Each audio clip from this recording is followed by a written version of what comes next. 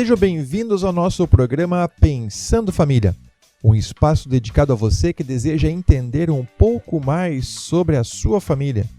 Fiquem com a gente e aproveitem esse momento. Eu sou o pastor Alexandre, professor e pastor do Colégio Concórdia de Santa Rosa, e a cada semana teremos um convidado com conhecimento sobre algum aspecto importante da relação familiar, educação de crianças e a vivência pessoal. Então, bom proveito e não esqueça de compartilhar e deixar o seu comentário para que possamos melhorar sempre. O assunto de hoje é leitura e literatura na escola e também em casa. Então, aproveitem e fiquem bem.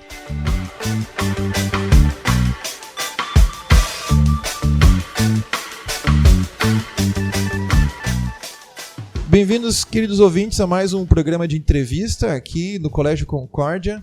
Nosso programa traz atualidades, entretenimento e também assuntos os mais diversos, muito voltado para a vivência da escola e também do relacionamento de família. Hoje temos uma convidada mais do que especial, a Prof. Isabel Littke, que vem trabalhando aqui no Colégio Concórdia há um bom tempo e tem uma vasta experiência sobre a pergunta que nós vamos fazer hoje, né? Então, a pessoa ideal para responder a nossa pergunta. Prof. Isabel também pode se apresentar logo depois sobre leitura e literatura. O quanto que isso é importante para nós. Muito obrigado pela presença e bem-vinda ao nosso programa. Muito obrigada, professor Alexandre, pelo convite. E eu acredito com toda certeza que todos esses anos de experiência me fazem pensar com muito carinho a questão da leitura.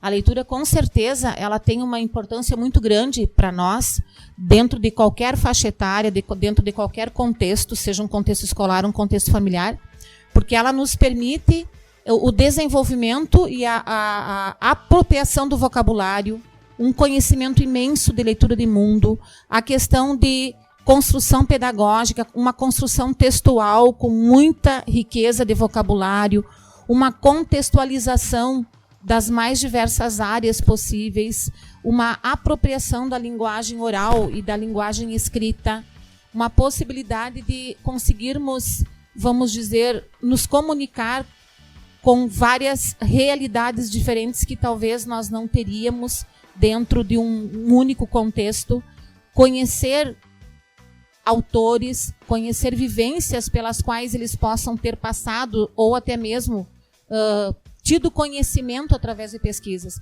A leitura, sim, professor Alexandre, ela nos permite possibilidades individuais e possibilidades profissionais, com toda certeza. Quando a gente ouve falar sobre a questão de leitura, e a professora Isabel ela tem uma graduação, uma formação bastante ampla nessa área, e trabalha hoje com a apresentação e com a avaliação de TCC no Polo Ninter, aqui de Santa Rosa. E nota-se com bastante diferença as pessoas que têm uma vivência de leitura, tanto para o seu vocabulário na escrita, quanto na sua expressão oral, quando apresentam, defendem o seu artigo, fazem o seu TCC numa formação acadêmica. Então, essa preparação que a escola dá, e isso que a senhora falou aqui é bem importante, né?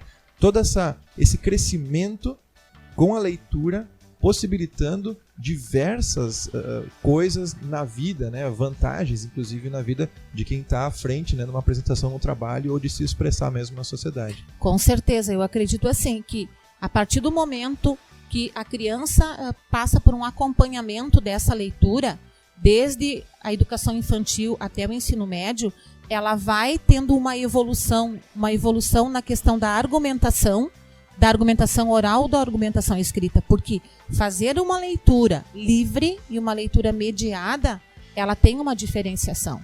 Então, a leitura, há tempos atrás, quando se tinha essa prática de leitura tanto na escola quanto na família, ela era tida mais como um preenchimento de horas de lazer, como um preenchimento de espaço, mais como um gosto e hábito.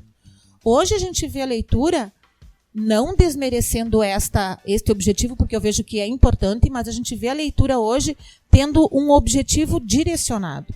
Então, falar de leitura também é fazer uma relação com faixa etária, também é fazer uma relação com seleção de material, seleção de autores, conteúdos que vão estar dentro dessas obras, realmente pela questão de, eu, por exemplo, professora, qual é o meu objetivo com esta proposta pedagógica ao meu aluno? o aluno, qual é o objetivo dele em ler esta obra. Então, por exemplo, se eu pegar uma educação infantil, que tipo de leitura eu vou direcionar e por que eu vou direcionar essa leitura? Lá na educação infantil, a leitura é mais uma leitura visual. É uma leitura onde você vai permitir que o aluno crie em cima daquilo que ele está vivenciando.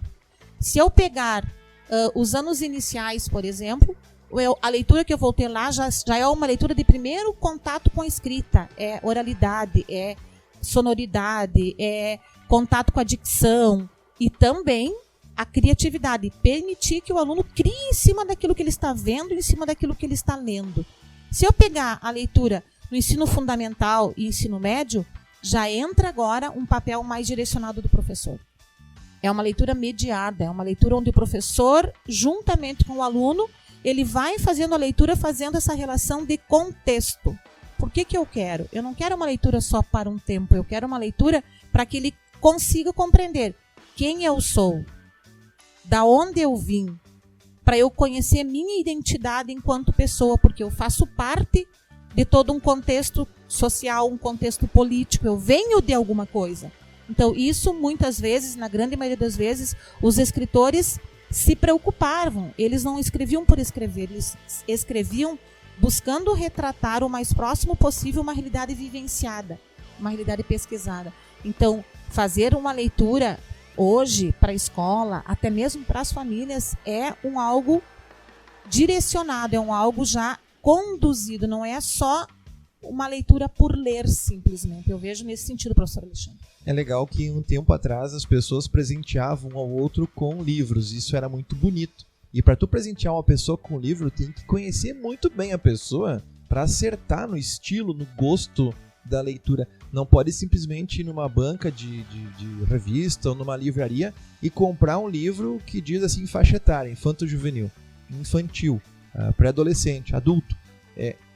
Tem o gosto da pessoa também. E aí o objetivo que a prof falou agora é interessantíssimo, né? O objetivo daquele que escreve para aquele que está lendo e a proposta. Se lia em volta, na família, se lia em volta assim, das pessoas para lazer.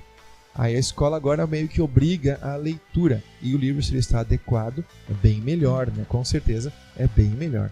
Acredito sim que toda essa preocupação, esses cuidados, né, são fundamentais, porque ler se pensa, eu tenho que oportunizar os mais diversos tipos de textos, os mais diversos gêneros de textos. Eu tenho que oportunizar a leitura de gibi, a leitura de revista, a leitura de jornal, a leitura de livros, de e-books, porque hoje está tudo dentro das mídias sociais. Eu tenho que também pensar que não é necessariamente uma leitura direcionada a um livro físico, mas uma leitura é o ato de eu estar lendo alguma coisa dentro de um recurso tecnológico que seja. Mas eu tenho que ter uma preocupação com alguns cuidados importantes. Entre esses cuidados, com certeza, o professor Alexandre, está a questão da temática, está a questão do vocabulário, da adequação do vocabulário, que eu vejo que isso também é muito importante, né? A gente procura se atentar a isso. A questão também no que diz respeito, mais em especial, ao próprio tema, que tipo de tema eu estou trazendo. Tem temas que a gente tem que ter um certo cuidado, sim, em trazer para dentro da sala de aula, porque a gente também tem que respeitar algumas questões culturais da família, algumas questões culturais da própria sociedade. Então, a gente precisa levar em conta essas questões também. E também tem que se pensar alguns cuidados que dizem respeito à nossa saúde, porque a leitura ela nos traz muitos benefícios, quando olhada com cuidado, né? Então, uma das questões que a gente tem que ter claro que traz de pontos positivos, por exemplo, é curiosidade, mas é importante. A cada 30 minutos, por exemplo, de leitura, está provado para nós que faz com que a gente diminua o nível de estresse que nós temos no nosso dia a dia. Que legal. Né?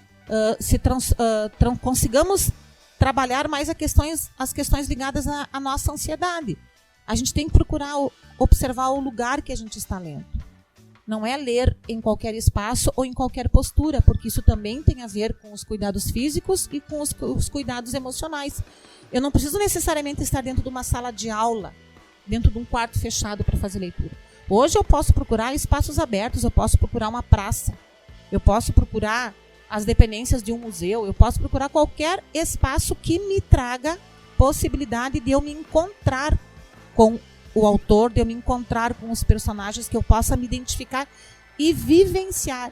Porque como os próprios escritores dizem, eu lembro perfeitamente numa das minhas pesquisas e leituras, que o Graciliano Ramos escreveu numa reportagem que ele prestou para a Rede Globo, na época, muitos e muitos anos atrás, porque foi um achado, na realidade, esse depoimento, ele colocou assim, ó, que quando o leitor faz a leitura, ele tem que viajar para aquele momento, viver aquele momento, para que ele não traga nenhum preconceito do que foi feito. Isso não é fácil. Para a gente fazer isso, a gente tem que conseguir entrar na história. E para isso tem que ter um ambiente adequado. Então eu vejo que tem cuidados que a gente precisa levar em conta, sim, professor Alexandre, com certeza. Eu gosto muito de livros de ficção científica ou que contam uma história de uma época, gladiadores, imperadores. Então, são livros que me atraem muito a atenção. E quando a gente faz a leitura desses livros, parece que se envolve tanto que toma a dimensão do autor na nossa própria vida. Então, alguém que gosta muito de livros de ficção científica, como é o meu caso, ou então livros policiais, já enxerga o mundo à sua volta um pouquinho pintado nas cores dos livros que anda consumindo. Tem que se ter um cuidado também, Prof. Isabel, de repente, de que a pessoa opte por ter vários estilos de leitura e não um só, ou não tem problema de ler só um tipo de livro. Que nem tinha uma época que as meninas só queriam ler livro da Poliana, né? Foi um período, agora está voltando, né? Uma releitura dos livros da Poliana.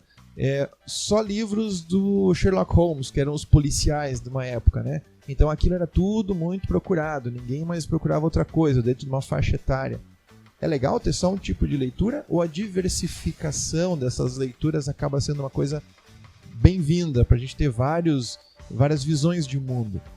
Eu acredito que tanto nós professores quanto os nossos alunos, quanto a família, precisamos ofertar para os nossos leitores os mais diversos estilos.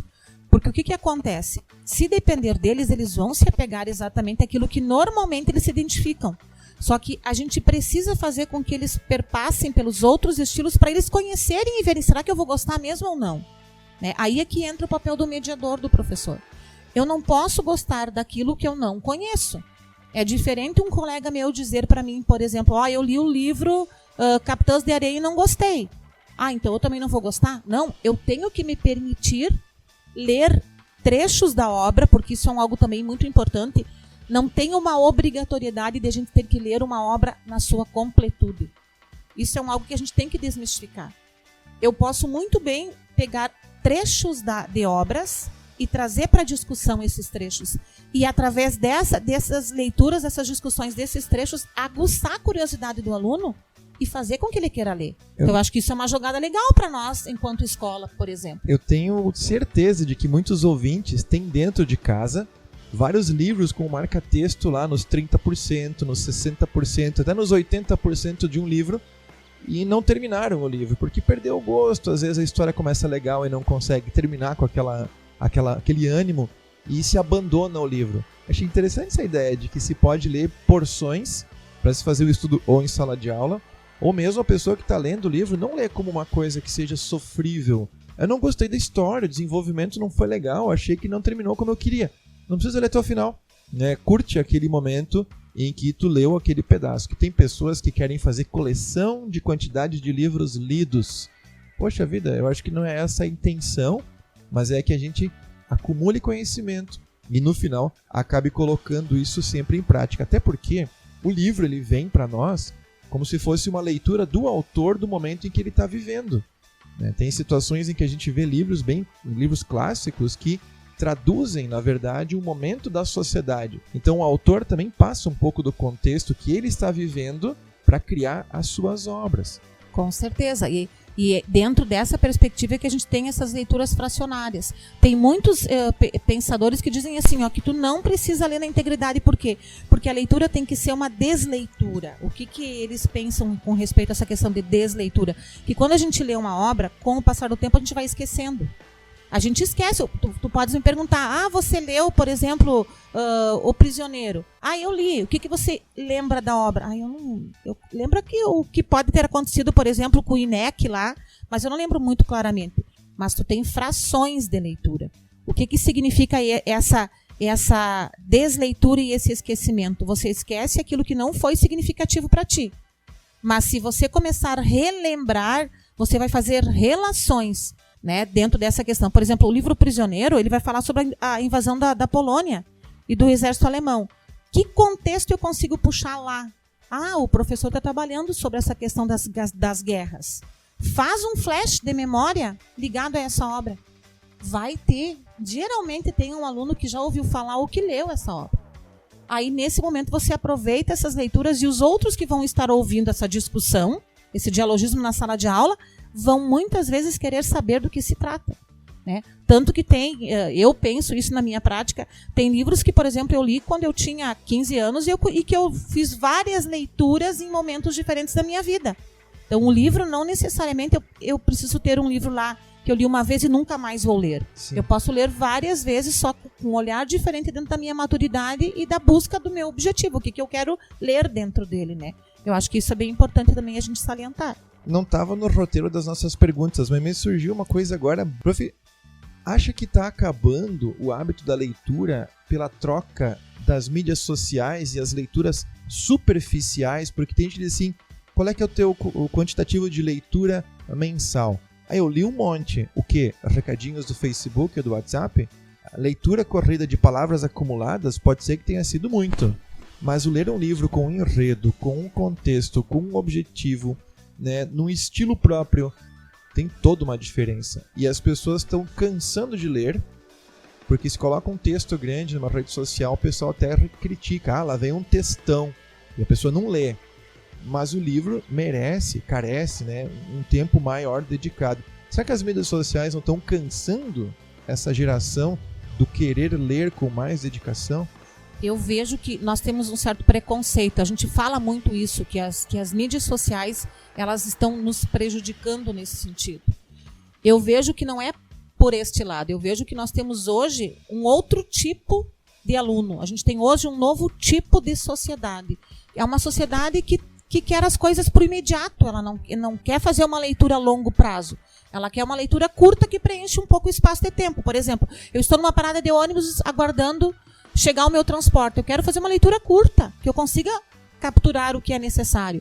E isso eles têm buscado hoje com mais facilidade, não a extensão, mas textos significativos que eu possa fazer em um curto período de tempo, com uma linguagem que eu consiga compreender.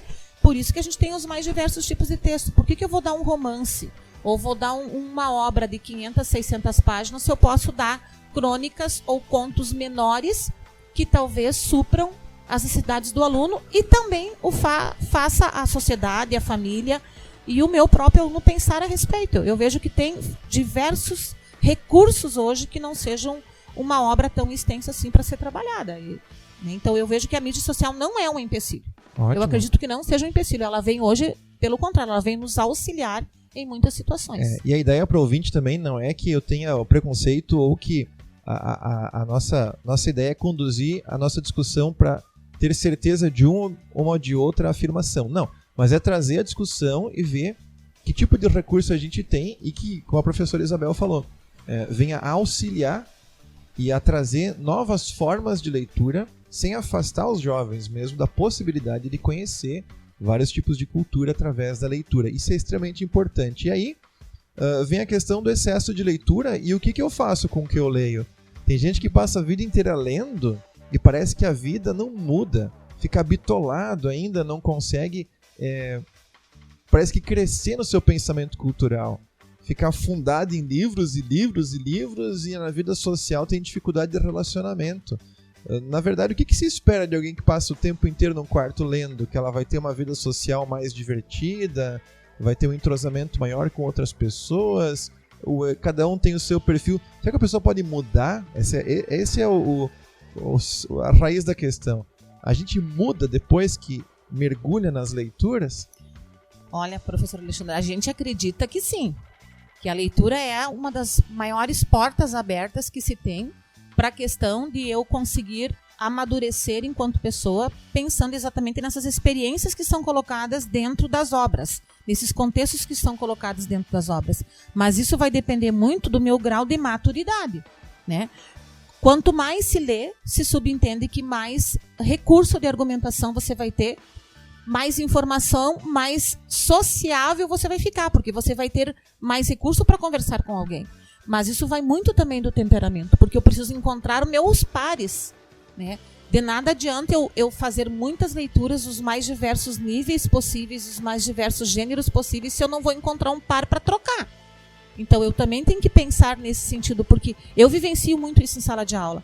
Às vezes tu tem um monólogo na sala, porque tu ainda não conseguiu encontrar pessoas que consigam fazer trocas de conhecimentos com você, né? Então isso é uma dos entraves que eu percebo que às vezes faz com que muitas pessoas se isolem. Leem muito, tem muito conhecimento e não conseguem se relacionar com o meio social.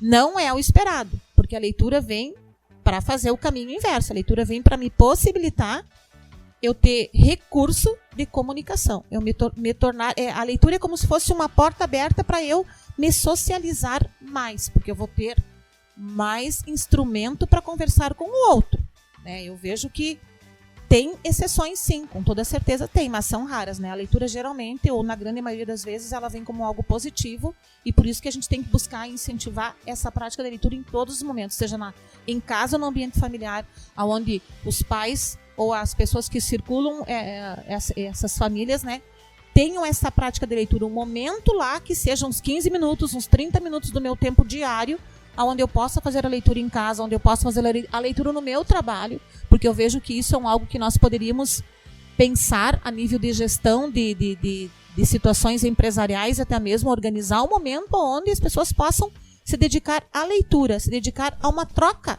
daquilo que está sendo feito.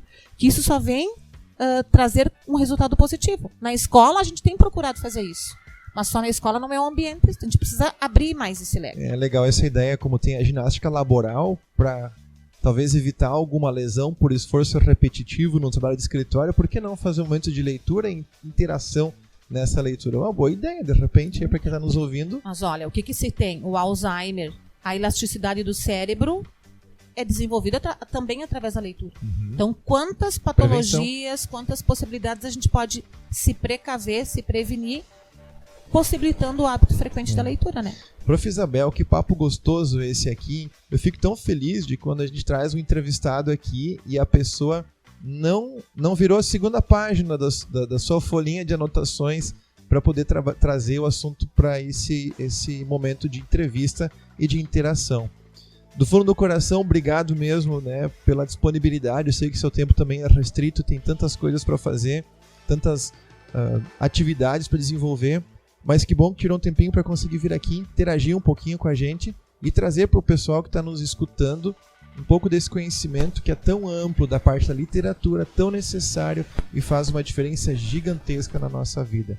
Então, muito obrigado pela oportunidade de poder compartilhar esse conhecimento com a gente e deixa um último recado aí para a turma. Eu que agradeço, professor Alexandre, a oportunidade de poder falar sobre a questão da leitura, da prática da leitura e da literatura em si. E quero, com toda certeza, poder ter aberto espaço para que se desenvolva mais isso, para que se possibilite mais isso na vida pessoal e profissional. Espero que todos desenvolvam o hábito da leitura e queiram ler cada vez mais, com toda certeza. Certo, então. Obrigado, pessoal que está nos ouvindo. Que tenha sido importante para vocês também esse conhecimento. Entre em contato aqui para que a gente possa ter novos assuntos, deem suas dicas e sugestões de entrevista e até o nosso próximo programa. Tchau!